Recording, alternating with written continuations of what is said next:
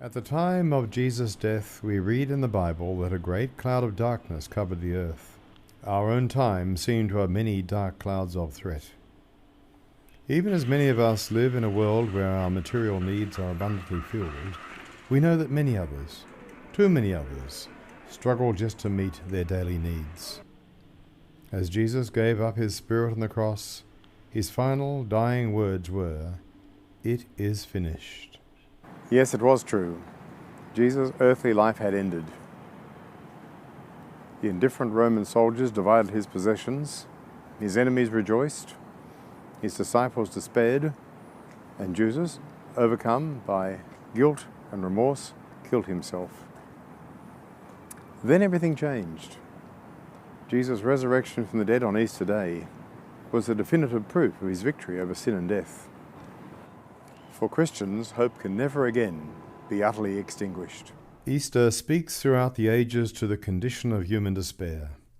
Christian faith shows us the way in which we can share in Jesus' victory over all that pushes us to despair.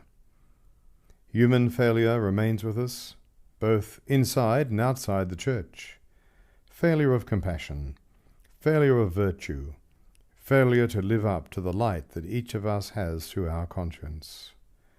All of us need to aspire to the best that we know our human nature can be. Human failure, or sin, as it's referred to in theological terms, arises from people's alienation from God. Jesus told his disciples that his mission was about reconciling humanity with God and with each other. His mission was intensely personal, as much as it was universal. That is why Christians speak about having a personal relationship with Jesus and being alive with his Spirit. It's not just a manner of speaking and not religious terminology. It's a real and lived experience as Christians have testified over the centuries. The Saviour cares so much for his people that he enters and transforms their lives and numbers every hair on their heads. Easter is also a journey over 3 days, from Good Friday to Easter Day. Christian worship on Good Friday confronts the dark reality of Jesus' suffering and death. Holy Saturday reflects the time Jesus' body lay in the tomb, and both contrast with the joyous celebration of Easter Day, usually a celebration rich with music and colour.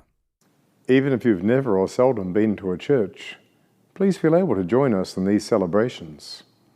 Any of our Anglican churches would be delighted to welcome you. All you need is an awareness that Jesus in his life and his death meets the condition of our human suffering and despair and opens for us the way of his peace. Have a blessed and holy Easter.